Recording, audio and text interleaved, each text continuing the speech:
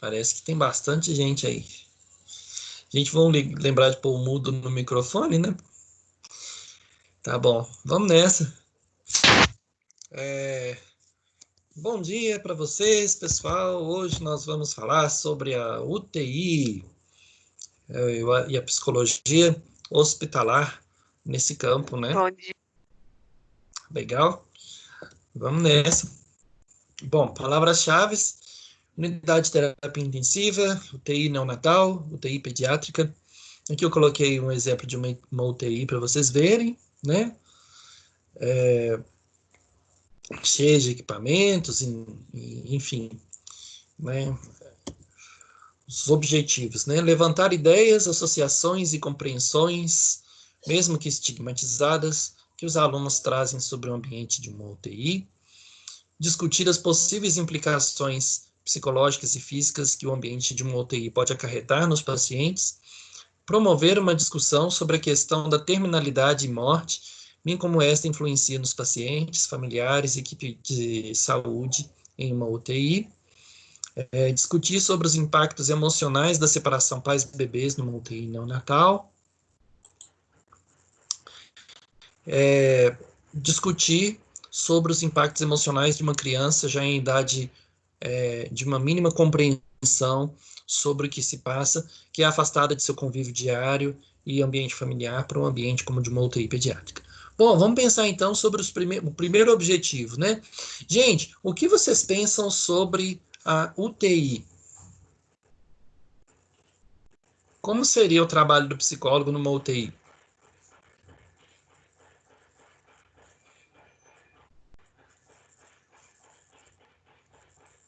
Alguém se arrisca? Eu acho que o trabalho do psicólogo da UTI é fazer a escuta com o paciente, mas eu acho que principalmente com os familiares, né? Eu acho que, não sei, se o paciente já está família, que é a palavra. Familiarizado. Com o tratamento que ele está fazendo, e talvez já está com mais aceitação, eu penso, né? É caso a caso. Uhum. Mas a família, eu acho que lá de fora aqui, ou na sala de espera, ou em casa mesmo, ou quando vai visitar essa pessoa, ela está muito preocupada com o que vai acontecer dali para frente, entendeu? Aí eu penso que o vai ser de grande valia estar ali com eles, conversando, ouvindo, aí etc, porque eu não sei como é que funciona, né, na prática, como é um psicólogo hospitalar, porque a gente está estudando ainda, né? É isso. Bacana. Quem mais? Vamos lá, Bruna, tá caladinha hoje, Bruna? Genice, Carol, João Paulo, Charles, vamos falar aí. O que vocês acham? Como que seria o ambiente aí de uma UTI? Professor, primeiro eu acho que é um movimento Sim. muito mais movimentado, né? E também eu acho que é igual a Gisele falou, é um tratamento de aceitação com os familiares, sabe? Não é bem aceitação a palavra, de poder a pessoa enxergar aquele movimento, naquela situação que ela está, tanto ela quanto os familiares daquela situação, entender sem ficar tipo assim, criando extrapolações, caindo muito mais além. Por exemplo, a UTI é um lugar muito perigoso, é um lugar que é realmente, tipo, muitas pessoas morrem lá, tipo, por hora mesmo, não é nem no dia, né? Por hora, muitas pessoas morrem desse tipo de ambiente. Então é saber, tipo assim, olhar o quadro e ver se realmente está naquela situação que está sendo retratada, ou se eles estão criando uma situação acima daquilo, e saber eles olhar o quadro e aceitar qual que é a verdadeira realidade, e ficar saindo fora desses pensamentos mirabulosos ou curativos, que às vezes aparecem também, que a gente querendo levar coisa lá para dentro para poder curar, e tentar entender, tipo assim, por que isso? Por que você acha que trazer esse santinho aqui vai ajudar a curar? Ou por que negócio? Não chegar e falar assim, você não pode fazer isso e pronto, acabou. Você tem que ter a empatia de tentar entender que a pessoa está vivendo naquele momento. Que é uma angústia extrema mesmo, né? Muito mais, às vezes até maior do que a pessoa que vai buscar o consultório clínico. Porque igual a gente sempre falou dentro da sala, que ninguém mas no hospital porque quer, entendeu? E já no consultório a gente meio que, às vezes, nós temos essa liberdade. Então, eu acho que é mais essa questão, igual a Gisele falou, de aceitação, entendeu? Você ensinar a pessoa a aceitar o ambiente que ela tá, a situação que ela tá, e como ela vai, tipo, ter uma melhora em relação àquilo, para não ter só aquela doença física, geralmente, junto com uma possível transtorno psicológico que pode vir depois, junto com trauma, alguma coisa, um medo de hospital, aqueles medos meio, aquela fobia, né? Eu acho que mais ou menos é isso. Pode me corrigir, por favor. Uhum. Do ambiente, né? Ô, Daniel, Bem por aí mesmo, né? Sim, pode falar. eu acho que vai complementando a fala. Quem falou foi o João ou o Carlos? Não sei. O Charles? Ah, tá, o Thiago. Que o psicólogo, né, quando faz uma pós, tal, eu estou no ambiente hospitalar, eu sou um psicólogo hospitalar, então eu já vou saber os caminhos que tem depois. Então, uma pessoa que chega e está hospitalizada na UTI, eu vou saber os caminhos, se aquela doença é terminal, tal, e etc. Então, eu creio que, para a família, né, eu estou olhando só o lado da família por enquanto, ele vai conseguir explicar para a família, eu acho, né, ou deixar claro para a família quais os próximos passos, ou pelo menos tirar um pouco de ansiedade dele. Eu acho que todo familiar e até mesmo o paciente eles ficam muito ansiosos para terminar aquilo tudo e voltar para casa. Mas aí eu acho que tem como ele pegar e conversar, gente, né, tirar essa ansiedade do depois, da próxima etapa. Tipo assim, eu acho que deu para entender, eu não sei não. É isso aí que eu vou falar. Uhum. Ô, professor, Sim, pode falar. na visita técnica que nós fizemos no Sofia Feldman, com a professora Sandra, nós Sim. conversamos diretamente com o hospitalar lá, né? Então, como ela estava falando com a gente, o atendimento, primeiro, né, como é criança, né, com os pais, para saber como o histórico, né, de como foi a gestação, se né, o pai está junto com a mãe, como que foi o recebimento do pai, né, mediante a gravidez e tudo, né, o histórico mesmo familiar. Então, um apoio mais, né, no caso, pediátrica, tá? De criança. No caso, o apoio mais é familiar, é saber o histórico, mostrar para os pais que a culpa, porque muitas vezes, eu como mãe, eu me culparia do meu filho estar ali, né? Porque é a primeira coisa que a gente faria, a mãe sempre se coloca como a culpada ali da situação. Então, assim, eu acredito que o papel do psicólogo ali hospitalar, pelo pouco que eu ouvi da psicóloga lá no Sofia Feldman, é sobre isso, é o amparo, é saber como que foi o parto, o que ocorreu antes, como que foi a gravidez, foi planejado ou não, né, qualquer tipo assim, de teve alguma substância que ela usou, e tratar aquilo como a mãe não pode ser a culpada da criança estar ali, né? Então, trabalhar junto com o familiar mesmo. Porque os pais ali não se encontram no momento de fragilidade, né? Porque, igual você falou na aula anterior ali, desencadeia ali um pensamento que a gente tinha do que é quando a gente faz, né, tem o parto ali e recebe o filho nasce prematuro, alguma coisa assim. Não é o que a gente imaginava. Então, a família, a mãe principalmente, ela já está fragilizada ali. Então, acho que o tratamento, primeiramente, deveria, né, é com a família. Uhum. Ok, muito bem. Excelentes contribuições, gente. Muito bem. O Carlos quer falar também, Carlos? Isso. Nesse ambiente você não sabe se aquela pessoa que está lá vai estar lá amanhã, ou vai receber uma alta, ou vai morrer. Então tem que trabalhar com a terapia breve, tem que trabalhar também, tipo, a questão do pré-operatório, pós-operatório, né? Pós-cirúrgico, né? Nesse negócio assim, tipo, com o paciente. A família também tem que ser, tem que trabalhar muito com a família não pode estar lá presente, né? Então a família fica aflita, mas com o paciente tem que, tem que usar, né? A terapia breve e trabalhar nesses dois negócios que eu falei. Uhum. Professor, mais uma coisinha. Eu também acho que, tipo assim, a gente tem que ter cuidado também com a equipe médica, para não igual aquele dia lá da enfermeira, aquele exemplo que você deu, não acontecer, desculpa os psicanalistas, vou roubar um termo de vocês, mas não acontecer uma projeção, entendeu? Tipo, por exemplo, na UTI pediátrica. Às vezes pode ter igual a situação, uma pessoa tem um filho, está vendo um filho numa situação parecida, acabar se comovendo e ter um pensamento, tipo assim, um julgamento meio abalado, entendeu? Por causa dessa situação.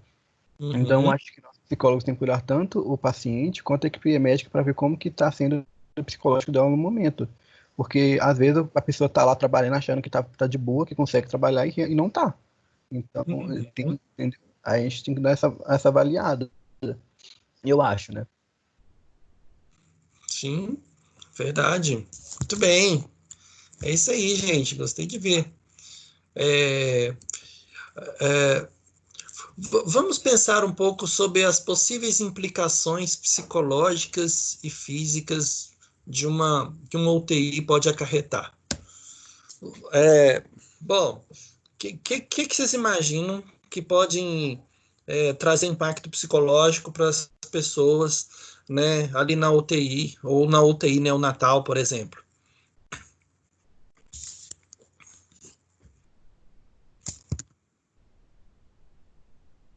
Qual o impacto psicológico, né? Quais influências, o que pode acontecer com as pessoas que estão ali, ou mesmo com a família, né, que está com alguma criança ou um bebê internado ali na UTI?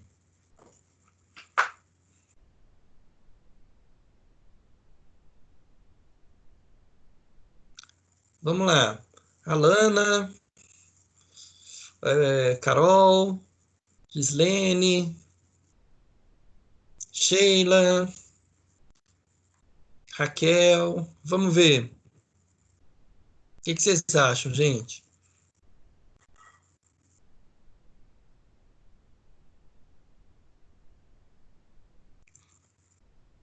Não acham nada, não? Então vamos passar para Repete a pergunta, por favor, de novo, professor. já a gente fala sobre isso. Professor.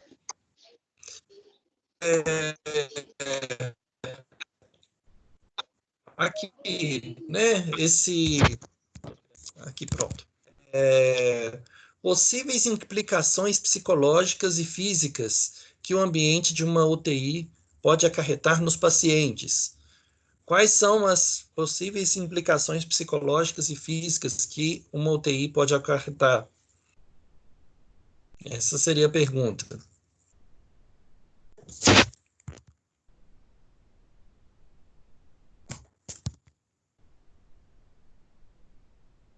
Vocês acham que pode acontecer dos pais estarem muito ansiosos? Pode ter muita ansiedade? Pode ter depressão? Pode, ansiedade, depressão, medo, né? Medo? O luto antes do tempo, o sentimento do Agressividades? luto, agressividade, muito. O estresse, né? Falta de A dedicação paciência? total, né, da criança, no momento, na Sim, verdade. dedicação total à criança, né? Exatamente. A questão da morte e do morrer na UTI. O que vocês pensam sobre isso? A morte é muito frequente? Acho que sim. Uhum, Então, a tá. morte é a quase morte, né? Eu acho que tanto a morte quanto a quase morte causam um desconforto muito grande. Sim, verdade. Né? Então, só de ter esse risco da morte, né, isso Sim. traz um desconforto. Né? E o medo desse menino, por exemplo, acabar sendo infectado contagiado, né, com outra doença ali, né, nesse ambiente, ainda tem isso, né? Enfim. Então, a questão do impacto emocional da separação dos bebês numa UTI neonatal. Então, por exemplo, o prematuro, né, e ele tem que ficar lá na incubadora uns 2, 3 meses para acabar de se desenvolver, para depois poder ir para casa, né? Agora, como que ficam os pais nesse sentido, né? Isso, claro que gera um estresse emocional assim muito grande para esses pais, né? Inclusive, muitos não podem, por exemplo, no caso o pai, né, muitas vezes ele não pode se ausentar do trabalho para estar ali, né? A mãe ainda consegue essa licença, né, essa licença maternidade ali, né, mas o pai, enfim, até onde eu sei, parece que o tempo é muito mais curto do que o da própria mãe, né? Então, enfim, existe toda uma questão ali de logística, né? Que os pais têm que se organizar para ver quem que vai conseguir ir lá visitar a criança, ver se está bem, ver se está precisando de alguma coisa, né? Enfim, e os impactos emocionais de uma criança também, né? Então, igual eu dei um exemplo de vocês, do meu sobrinho, que estava com suspeito de coronavírus, ficou uma semana internado em situação de isolamento, né? E o menino tem 3 anos de idade, tadinho, todo mundo entrava lá, assim, vestido igual um astronauta, e ele morrendo de medo, não podia sair de dentro do quarto. Olha que situação. E por fim ele estava com pneumonia, não era com coronavírus, não. Enfim, Nossa, né? É terrível, terrível. mas isso é sério, professor. É sério, Tadinho, olha o imagina o impacto menino, isso é psicológico muito que isso sério. tem. Isso, que a criança e os pais, mas principalmente a criança, 3 anos, sozinha, sem poder ter contato, né? Nossa, isso é muito sério. E os médicos entravam vestidos igual astronautas assim, dentro da sala, né? E eles não podiam, assim, tipo, nem os pais podiam entrar ali se não fosse trocando de roupa. Então, os pais entravam tudo assim com máscara, luva, tudo empacotado assim, para conversar com o próprio filho. Imagina, era uma situação muito estranha, né? É traumatizante, gente. A gente tem que ver se isso Com vai trazer certeza. alguma consequência para ele no futuro, né? Eu espero que não. Para ele lá no Nenhuma... futuro, tadinho. Oi? Para ele, imagina aí, Deus me precisa de ir para o hospital, ele já vai logo pensando assim, eu vou ficar lá sem meus pais, internado de novo. Isso aí vai, com certeza, a criança faz na cabecinha dela, né? Uhum. E com certeza vai odiar médico, né? Assim, tipo, pro resto da vida só, né? Injeção, qualquer um vestido de guarda-pó, de máscara, assim, pode despertar, talvez, né? Uma emoção, descarregar uma emoção, Legal, é chorar, verdade, enfim, né? é verdade. Bom, vamos lá. Professor, desculpa te cortar aqui. Sim. A Sheila pediu para avisar que ela tá querendo participar também, só que o microfone dela estragou. Mas que ela tá gostando muito da aula e com o senhor falando assim, ela tá até pensando em seguir a carreira nessa área. É mesmo, que legal, fico feliz. É isso aí, Sheila, fica firme nesse propósito aí que vai dar tudo certo, né? É isso mesmo. Vamos seguir então, né? As UTIs são os ambientes do hospital destinados a receber pacientes em estados mais graves ou que necessitam de atenção e monitoramento constantes por parte da equipe, principalmente médica e de enfermagem. Essas unidades são permeadas pelo uso constante de tecnologias e aparatos avançados para tratamento ou promoção da vida. As ações ali desempenhadas são rápidas e precisas, exigindo o máximo de eficiência da equipe de cuidados, mesmo porque podem estar relacionadas ao limítrofe entre a vida e a morte em alguns momentos. Bom, aqui a gente tem uma caracterização da UTI, né? Vale ressaltar que antes a UTI era, assim, existia uma representação social de que se a pessoa foi para a UTI, aquilo já é o atestado de óbito, né? Aquilo já é o IML, é a porta de entrada do cemitério, né? Então, existia toda uma noção equivocada mesmo de que a UTI era algo assim, tipo, a pessoa que foi para lá não tem esperança nenhuma mais, né? Ainda tem pessoas com esse medo, né, com esse problema, assim, que pensam dessa forma, mas, na verdade, a UTI é um ambiente que ele é preparado para receber as pessoas que estão em estados mais graves, né, Mas, dada essa preparação, os equipamentos, a qualidade de atendimento, a atenção médica, enfermagem, toda a equipe, né, oferece, ali ainda é a possibilidade de que haja vida, né, de que haja uma mudança, uma transformação daquele quadro sintomático, né. Então, na verdade, a gente deveria olhar para a UTI de uma outra forma, né, tipo, como um lugar em que parece que todos os recursos não foram suficientes, mas ali, né, ainda pode ser que haja esperança, né? Então, é interessante, né, inclusive, colocar para a família isso, né, que ali é um lugar, né, preparado para receber aquela pessoa naquele estado, né, e que a equipe está empenhada em fazer o seu melhor para que a pessoa se tem uma recuperação melhor, né, que ela consiga sair desse estado assim tão grave, né, tão difícil, né, e que no caso você como psicólogo entende esse momento que a família está passando, mas que você se coloca à disposição para ajudá-la, né, no que for preciso, né, para ela falar sobre o que ela está sentindo a respeito daquele momento, enfim. Tá bom? Então, a UTI é um ambiente destinado a receber os pacientes no estado mais grave.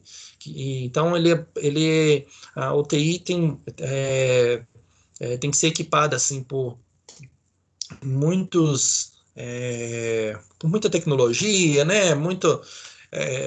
Tem uma atenção maior aí dos médicos, enfermeiros, enfim. Né? Exige um atendimento especializado. Né? Além da gravidade da doença, e do impacto dos procedimentos ali realizados, uma UTI pode ser vivida como desorganizadora devido ao barulho intenso das máquinas, aparatos ali utilizados, consequências das medicações utilizadas, a proximidade de outros pacientes em estado grave, a ausência de contato com o mundo externo, tipo ausência de janelas, possibilidade de se distinguir dia de noite, por exemplo, privação de um sono tranquilo e reparador, monotonia sensorial, restrição de contato social com pessoas próximas. Então, por mais que a UTI seja preparada para resolver uma questão grave, fisiológica, né, existe essas outras questões. Por exemplo, tem o barulho dos equipamentos. Não tem como a gente abaixar o volume de um equipamento lá que está controlando a respiração, que está controlando os batimentos cardíacos, assim, não tem como você fazer isso, né? Dependendo da situação, entram enfermeiros o tempo todo ali, vão aplicando remédio, vão trocando soro, tanto na própria pessoa, quanto nas pessoas que estão ao lado, né? Então, isso pode ser desorganizador mental, né? Assim, no sentido de ser algo que perturba, que tira a paz daquela pessoa, né? A questão da ausência de janelas, né? Gente, eu não sei se vocês já viram uma ilustração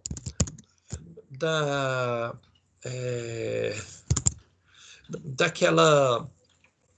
Tinha uma pessoa que estava internada, né? Junto com tinha um colega de quarto, e eles falavam sobre. Um deles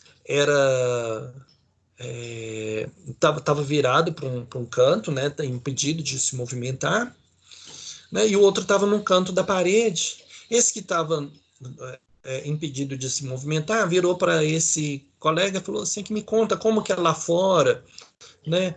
E aí essa pessoa que estava lá no canto da parede descrevia para ele como que era lá fora. Então, ele contava que o sol estava lindo, que tinha árvores muito bonitas, e os pássaros cantavam, e era tudo maravilhoso, e o vento e a brisa suave. Então falou assim, praticamente uma poesia, né, de como que era o mundo lá fora, era maravilhoso, etc. e tal. Aí um dia essa pessoa não estava lá mais, esse que estava no canto da parede saiu, né? não estava ali mais. E o de cá recuperou-se, né, do seu problema. E aí ele virou para a equipe da enfermagem e falou assim, aqui, mas e cadê a pessoa que estava ali? Ah, infelizmente ele faleceu, ele não está aqui, né, já morreu. Ué, mas e esse quarto não tem janela? Não, não tem janela. Mas como que ele falava aquilo tudo? Eu não sei, não tem janela, você não mudou de quarto, e aquele senhor que morreu era cego. Pense, vocês já ouviram essa história, gente? Já. Eu não. Então, assim, eu falei assim de cabeça, né? Mas se você procurar na internet, você vai achar essa história. Como que, por exemplo, no caso cego, né, ressignificava aquele momento de estar ali no quarto, né, do hospital, né? Então, assim, mesmo não enxergando com os olhos, ele tentava enxergar, vamos dizer assim, com sentimentos, né? Com uma dimensão diferente, né? Da gravidade da situação que estava ali, né? Enfim, a ausência de janela do lugar, ela tira meio essa noção nossa de que é dia, é noite, traz uma questão assim de quando é que esse tempo vai passar, quando é que eu vou sair daqui, né? Isso, de certa forma, pode gerar muita ansiedade, né? Muita dificuldade da pessoa vivenciar esse momento. Tá? Alguém quer comentar alguma coisa?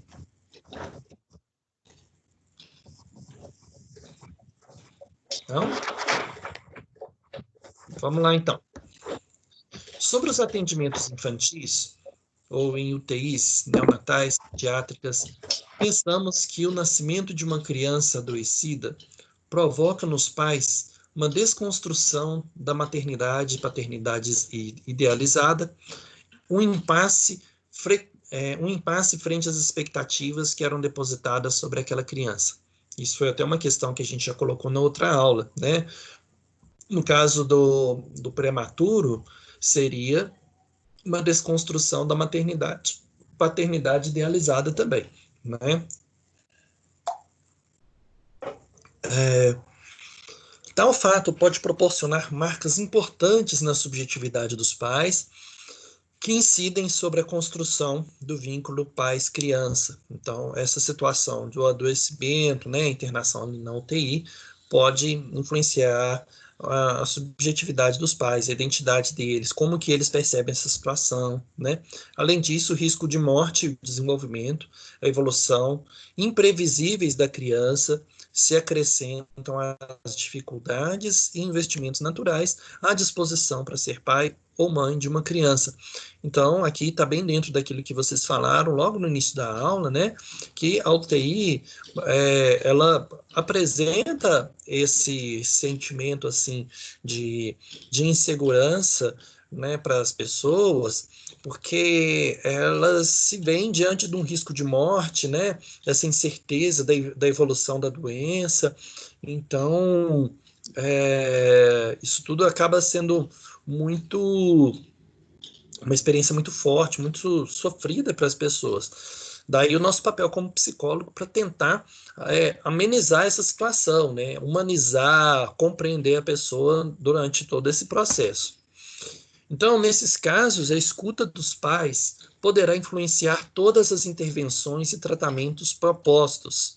É necessário um olhar para além da criança ou bebê adoecidos e equipamentos ou procedimentos na UTI, trazendo para a cena toda a história daquela família cercada de desejos e idealizações. Gente, quando uma criança nasce, antes dela nascer, essa criança já é falada. As pessoas planejam, fazem chá de bebê, né, o chá de fralda, as pessoas organizam o quarto, vê a decoração do quarto, né, ou então já constrói tantas expectativas, o meu menino vai jogar futebol quando crescer, né, vai ser médica, vai ser psicóloga, né, vai ser músico, então tem expectativas dos pais em cima dos filhos, né?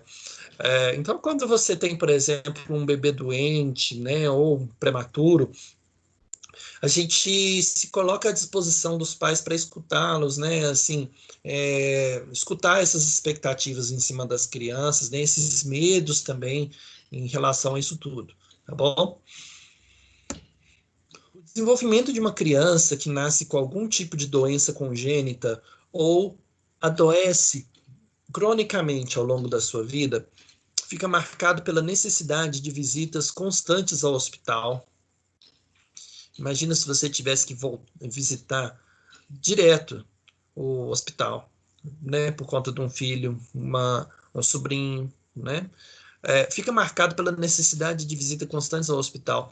Ausências escolares, imagina, se você estivesse no lugar dessa criança, você não pode mais ir na escola, né? Você não pode ver seus colegas, fazer as atividades. Tudo que você queria era fazer um exercício de matemática na escola, né? Fazer uma educação física, participar da merenda lá, do recreio, mas agora não, né? Isso você não pode mais, né? Ela está ali internada. Não é uma situação fácil, gente. Ausências escolares e obstáculos na sua vida social e familiar.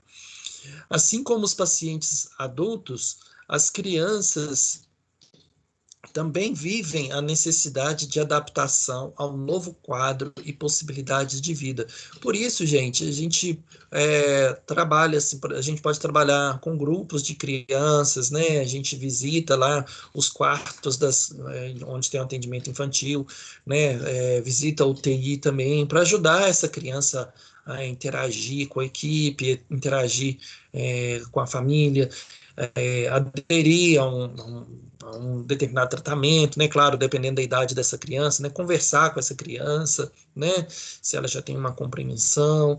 Então, as crianças precisam interagir e confiar em pessoas desconhecidas, né? Então, por exemplo, uma criança, ela não vai no colo de qualquer um. Ela não deixa você pegar o braço dela para aplicar uma injeção, assim, de qualquer jeito. Então,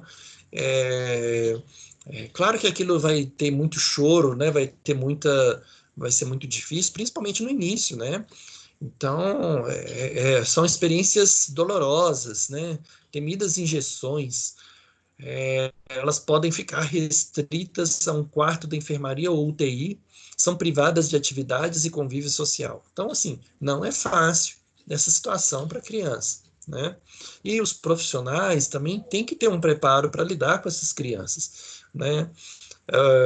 Então, assim, por exemplo, numa situação normal, assim, de um oftalmologista pediátrico, né? Quem vai avaliar os olhos lá da criança, ele já tem todo um jeito para direcionar o olhar da criança, vira para um lado, vira para o outro, ele pega o brinquedinho, coloca na frente da criança, né? Assim, tenta conquistar a amizade da criança, assim, para que não seja tão sofrido, né? Aquele momento. Agora imagina na situação de UTI, né, que é uma doença crônica, ou ela está ferida, né, tem que lidar com essa questão da dor, então é muito difícil, né?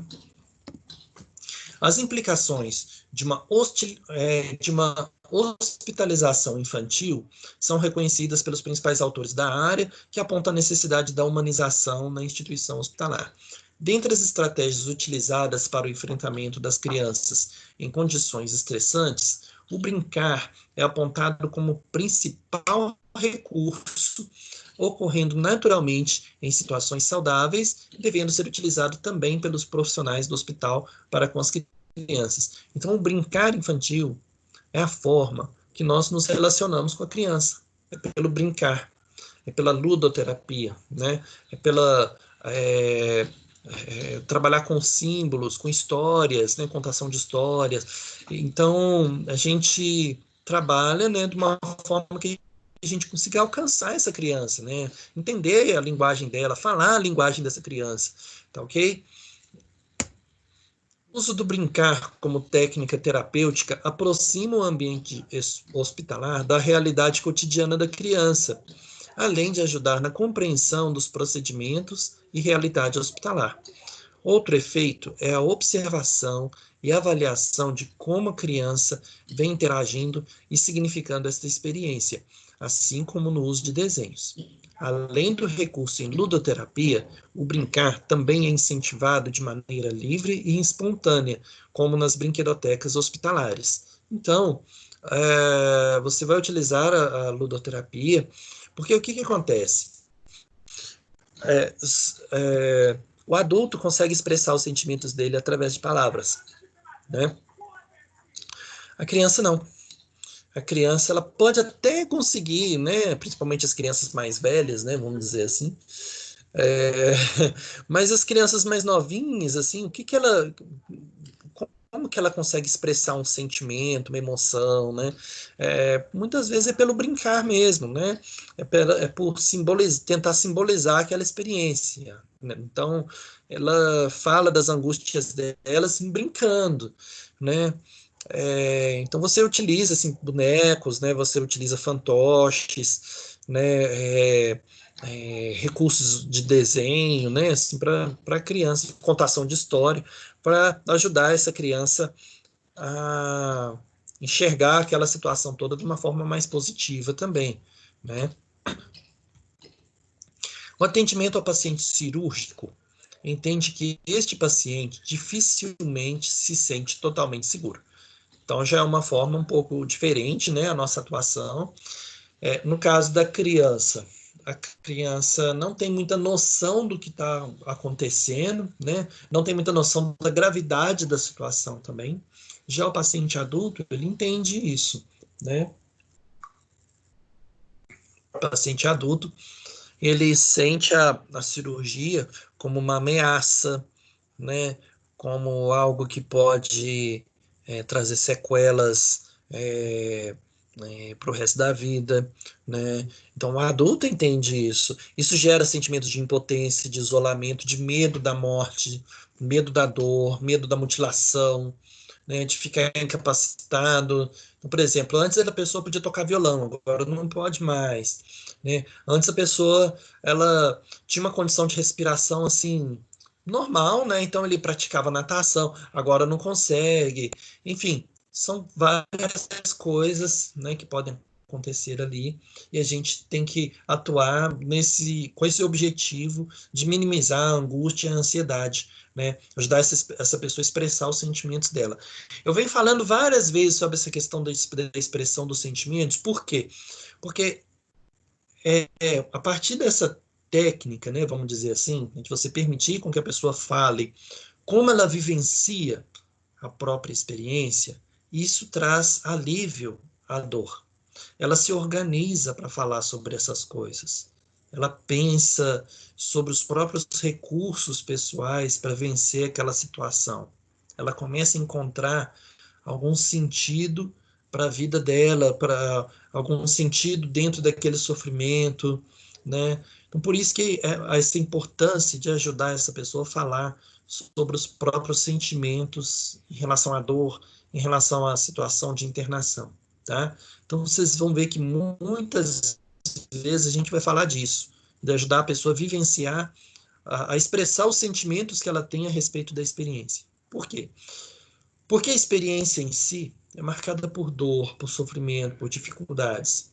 Mas é interessante a pessoa conseguir falar sobre isso, né? Falar sobre esse momento. Isso alivia a dor, né? Ela falar, por exemplo, inclusive sobre outros projetos, sobre outras coisas. Tirar um pouco o foco do passado, trazer o foco para a situação real e talvez até futura, né? E ajudar a minimizar também pensamentos catastróficos sobre aquela situação. Uma mesma situação, uma mesma doença, ela é percebida pelos sujeitos de forma diferente. E, por exemplo, se a gente pensa até na questão da depressão, as pessoas que têm uma predisposição à depressão, geralmente elas têm um histórico, né, marcado por dor, por sofrimento, por situações difíceis, mal resolvidas. e ela não conseguiu elaborar isso muito bem, ficou remoendo aquele passado, ficou pensando em coisas assim que ela deveria ter feito e não fez, ou se arrepende de ter feito alguma coisa, enfim. As pessoas precisam identificar esses pensamentos que acabam prejudicando o tratamento, prejudicando a forma dela ver a vida, no sentido de ajudá-la a crescer, a se desenvolver, a superar essa situação. Então é importante a gente ajudar as pessoas a encontrarem estratégias de coping, ou seja, estratégias de enfrentamento, tá? Enfrentamento daquela situação, tá bom? Atualmente, vários Daniel, procedimentos... Diga. Pode falar. Quando você fala que, igual está escrito no slide, favorecendo a livre expressão de sentimentos, isso aí é por causa de um tipo de abordagem? Ou isso é uma pergunta. E outra pergunta é, se você sabe, eu creio que sim, qual a abordagem mais usada ou praticada nesse ambiente hospitalar? Então, o que acontece? A forma de atuação é uma forma em comum a todas as abordagens, tá? Então, você vai tratar seu paciente com empatia, vai propiciar um ambiente, né, de aceitação dele para que ele possa falar das suas angústias, dos seus problemas. Assim, isso não é próprio de uma abordagem ou outra. É claro que, por exemplo, a existencial humanista ela vai enfatizar muito isso, né? Essa questão da relação, né? A questão das atitudes facilitadoras, né? De compreensão empática, enfim. Mas outras abordagens também têm que ter essa empatia, tem que fornecer esse ambiente de acolhimento para essa pessoa, tá? Até porque a situação é de muito estresse, de muito sofrimento, e ela precisa falar sobre isso, né? Então, ela precisa falar disso para alguém. As pessoas têm necessidade de serem ouvidas, de serem acolhidas, tá? Bom, em questão de abordagem, né? Qual abordagem é mais utilizada? Bom, no contexto do hospital, a gente não pode falar assim, numa abordagem específica. Você tem pessoas de várias abordagens trabalhando no hospital.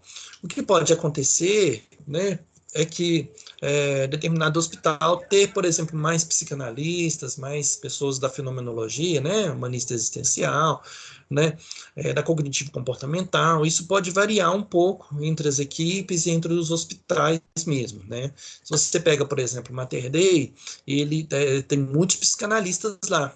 Inclusive, eles têm, por exemplo, cursos de atualização para psicólogos, né, voltados para a questão do luto, a questão da morte, do morrer, né, a tanatologia, né. Então, eles têm cursos sobre isso, né, e tudo sobre um olhar da psicanálise, né. Então, assim, vai ter uma variação de acordo com cada hospital, com cada instituição mesmo. A questão é que existem alguns conhecimentos que são em comum, né, para todas as abordagens, né, e que, no caso, esses profissionais vão se utilizar desses conhecimentos ali no contexto do hospital, e um desses é a própria questão de você se colocar à disposição de uma pessoa que está em sofrimento. Você vai disponibilizar a sua escuta clínica diferenciada, né, um olhar ativo diante daquela situação, e você vai se colocar como um facilitador da comunicação entre paciente, equipe, paciente, família, médico, família, tá? Então, você vai trabalhar nesse tripé aí, né, de paciente, equipe e família, ok? Então, isso é comum para todas as abordagens. Tá joia? Tranquilo? Ficou ótimo, Daniel. Muito obrigada. Ok. Por nada. Vamos seguir, então. Né? Atualmente, vários procedimentos cirúrgicos contam com protocolos que prevêem a avaliação e o acompanhamento psicológico ao paciente. Em alguns casos, essa avaliação tem função da indicação ou contraindicação para o procedimento. Então, assim, por exemplo, você tem procedimentos cirúrgicos, né? Então, tem todo um protocolo que deve ser seguido, né?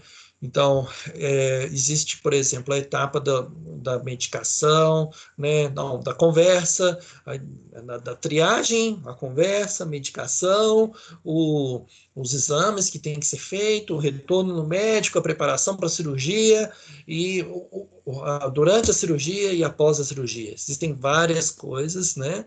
E aí, no caso, o psicólogo ele vai atuar junto, tentando entender um pouco essas fases, né?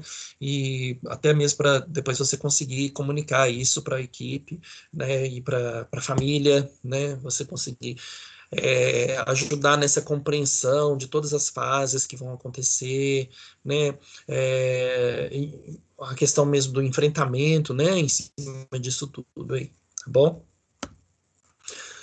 A avaliação psicológica é entendida como uma ferramenta adequada para sustentar decisões a respeito do diagnóstico, tratamento, prognóstico e necessidades dos pacientes.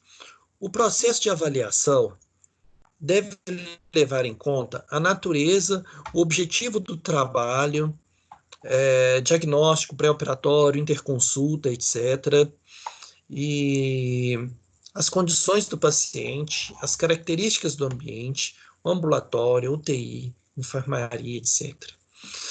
Para a realização da avaliação psicológica, métodos ou instrumentos específicos podem ser utilizados, tais como entrevistas,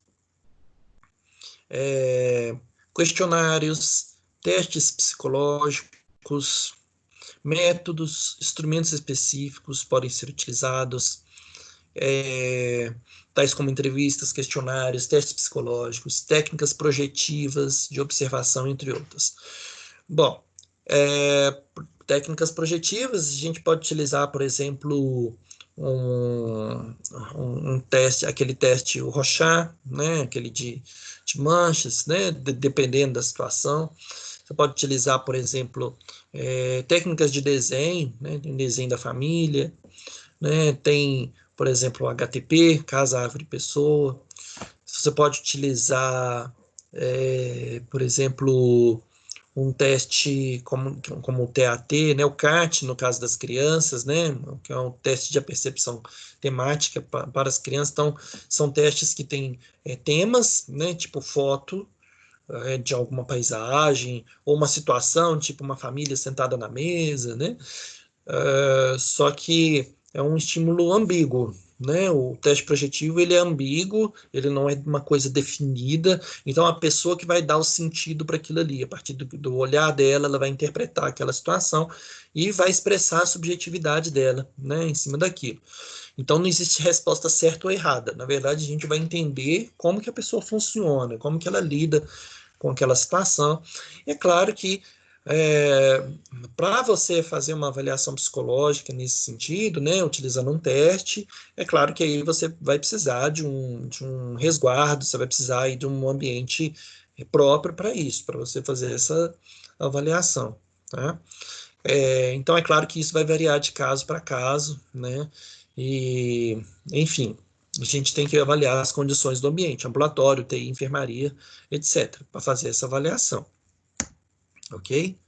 Bom, essa seria a nossa aula de UTI. Né? Vocês gostaram, gente? Como é que vocês estão aí? Muito boa a aula. Eu Professor. gostei. Eu gostei. Ah, que bom. Deu para esclarecer um pouco sobre a UTI, então? Bastante, sim. Ah, que bom. Foi ótimo. Professor, quando você vai postar essa aula? Ah, que bom. Fico feliz, gente. Bom, eu espero que vocês saiam da aula com vontade de fazer psicologia hospitalar algum dia, né? Eu, pelo menos, estou achando bem legal, assim. Seria uma área que eu trabalharia feliz da vida, com certeza. Eu ia gostar muito de ajudar as pessoas, assim, nesses ambientes. Mas, enfim, né? Cada um faz suas escolhas aí, mas eu acho que é uma área bem interessante, né? Bom, gente, obrigado então pela atenção de vocês, vou deixar vocês refletirem sobre as coisas que nós falamos, foram várias coisas, né? Tivemos 2 tempos aí bem ricos de conteúdo, informação, espero que vocês tenham gostado mesmo. Se por acaso alguém faltou a aula, assim, por favor, entre em contato com essa pessoa. A Maria de Fátima faz aula com vocês? A que faz aula com a gente hoje, não, é só na sua matéria. É só na minha Ela matéria. faz aula, sim, já que você trabalha com ela na sala. Não, mas é porque tem outra Maria de Fátima, porque essa Maria de Fátima que ele está perguntando é a que faz aula com ele, que porque não é do nosso período, não, é só na matéria sua. Bom, vocês têm o contato dela, assim, porque eu não sei se ela está presente, eu acho que ela tem dificuldade com a internet. Se alguém tiver contato dela, por favor, dá um toque, pede ela para me procurar, mandar um zap, alguma coisa assim, que ela vai precisar fazer atividade avaliativa lá, né? Eu fico preocupado, assim, se ela está tendo acesso a essa informação. O professor, não sei, ou tem que ver com o Carlos, que é o representante, para ver se ele tem um contato dela, se ela está no grupo, porque eu não sei, eu não tenho. Você não tem não, né, Carlos? Tem não. Pois é, professor, não sei como que a gente vai conseguir, não. Porque qualquer coisa eu vou ter que entrar em contato com a coordenação para poder conseguir o contato dela e avisar, né, sobre o que está acontecendo. Né? Ô, Daniel, é porque ela só faz com a aula, não faz com a eu gente. lembrei dela aqui agora. Oi? Ô, Daniel. Sim. É Gisele. Oi, Gisele. A Maria de Fátima é aquela que voltou, né? Até que você perguntou para ela. Isso. Então, a Maria de Fátima, eu creio que é difícil mais o contato, porque ela não conversa com ninguém na sala, ela é mais reservada. Então, se o senhor pudesse entrar em contato com ela, seria interessante. Uhum. Tá? Eu vou procurar a coordenação para achar o contato dela certinho para falar. Oi. Professor, eu tenho o contato dela. Quer que eu te passe ou quer que eu tenho? Se puder me passar, por favor, que aí eu entro em contato com ela. Ela tem WhatsApp, não? Tem, mas ela é difícil mesmo a comunicação com ela.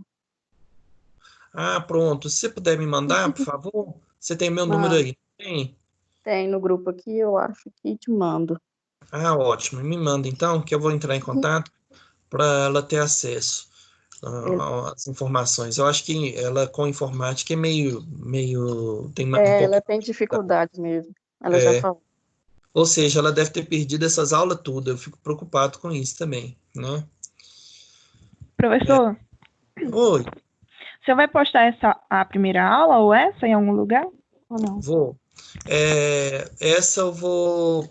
Bom, todas as aulas eu tenho postado lá nos encontros, né? Quando tem videoaula, eu coloco lá no assunto do encontro, assim, videoaula, assim, na parte do... Você tem pré-aula, aula e pós-aula, né? Aí eu destaco isso lá, e aí eu coloco o tema, né? Então, assim, por exemplo, nós falamos agora da 7 e da 8, né? Então, lá no encontro 7 e 8, eu vou colocar o link dessa aula para vocês assistirem novamente, se vocês quiserem, tá bom? E vai ser só o tempo do Microsoft Teams gerar o vídeo para mim, e eu fazer o upload com o link, né? E disponibilizar lá para vocês, tá joia? E aí eu posso colocar também lá no Google Classroom, acho que pode facilitar também para todo mundo, né? Assim, pode ajudar. Tá certo, obrigada. Por nada. Mais alguma dúvida, gente? Professor, eu tenho uma. Pode falar. Ela é mais referente ao teste projetivo do Rorschach. Sim. Uma vez eu estava pesquisando na internet e achei um site que tem esse teste online. Uhum. Eu queria ver a veracidade dessas informações, se é confiável ou não, se você tem essa informação. Olha, o teste Rorschach, ele é um dos testes mais complexos e profundos e confiáveis na avaliação da personalidade, tá? Porque além dele ser projetivo, a forma de correção dele ele é muito objetiva. Você se utiliza de tabelas, de itens específicos, assim. Então, ele é muito válido, ele é muito importante, mas não é qualquer pessoa que sabe aplicar e não é qualquer pessoa que sabe corrigir, tá? Esse teste, para que você faça uma correção adequada, você tem que ter um embasamento teórico muito bom em psicanálise, né? Você tem que conseguir realmente perceber os elementos globais, as coisas assim que são de figuras comuns ou figuras incomuns, né, no teste, assim, que a pessoa pode enxergar. Enfim, quando a gente acha esse teste na internet, né, isso é um problema, né, porque acaba atrapalhando, né, assim, muito, né, isso que é uma ferramenta nossa da psicologia. Então as pessoas ficam tendo acesso a isso de uma forma geral e acabam usando de uma forma meio que displicente, né, enfim, quando a gente encontra, inclusive, as figuras do Rocha na internet, ele ainda é diferente do cartão mesmo. Quando você pega o cartão, olha, quando mudou a editora de um Rocha, uma editora fabricava e depois outra que passou a produzir, já deu diferença de cores. Então, assim, o que acontece? Quando a gente olha na internet, aquilo também pode ter diferença de cores, inclusive do seu monitor, né? Então, não é confiável quando a gente acha na internet, tá? Existem algumas formas específicas de você corrigir. Então, por exemplo, tem a Sona Paysan, tem a forma da escola francesa de corrigir, tem a forma, por exemplo, do sistema compreensivo do Rocha, né? Eu tenho até o manual dele, e assim, é um teste maravilhoso, você consegue enxergar muita coisa, ele é utilizado, inclusive, no contexto forense, tá? Em muitos casos, né? Oi? Forense. Em muitos casos do contexto forense, ele é aplicado mesmo. Sim. Então, assim, ele é um teste excelente. Eu já tive a oportunidade de ter um contato maior com esse teste, mas, assim, o ideal, né, que para a pessoa que quer aplicar mesmo, é ela fazer o curso de especialização, né, em Rocha, porque, assim, é muito complexo mesmo. É bom você fazer um curso que tenha até horas práticas, que tenha supervisão, porque não é fácil, né? Ele é muito complexo mesmo. Mas é muito interessante e importante. Vale a pena. Se você encontrar um curso falando sobre o Rocha, que custa aí R$ 500, tá barato demais. Entendeu? Porque geralmente é R$ 1.000, R$ 2.000 um curso para aprender Rocha. É caro, né? Então, se você achar um curso assim, num preço bom, vale a pena. Eu conheço pessoas que são assim fãs de Rocha e vão fazer curso assim até em outros estados, assim, tipo, vai para São Paulo para fazer curso, porque é um curso assim, sempre tem algo a acrescentar, é uma coisa assim, é um teste complexo demais. Então, quanto mais você estudar sobre ele, melhor, para você ter segurança de aplicar, corrigir, interpretar e dar o resultado, entendeu? Entendi. Eu fiquei mais preocupada com a questão da ética mesmo, porque uma vez eu fui numa palestra no CRP, aqui em Belo Horizonte, e a moça estava falando a quantidade de teste que tem disponível na internet. Aí a gente começa a ficar preocupado. Sim. A gente começa a ficar preocupado porque, na verdade, a única coisa que nós temos que nos diferencia das outras profissões são os testes. São os testes psicológicos, né? Que é o que a gente fala que é exclusivamente nosso, né? Então, quando você disponibiliza isso para os outros, então, por exemplo, o administrador vai querer aplicar Rocha lá no RH. Qualquer um, né? Qualquer um. Né?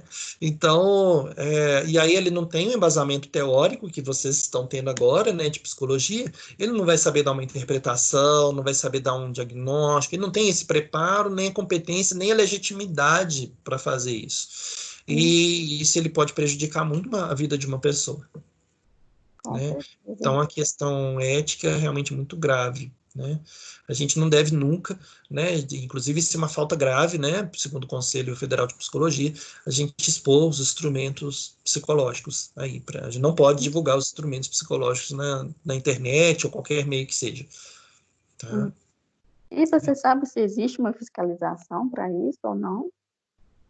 Porque O é CRP, muito o teste. CRP fiscaliza.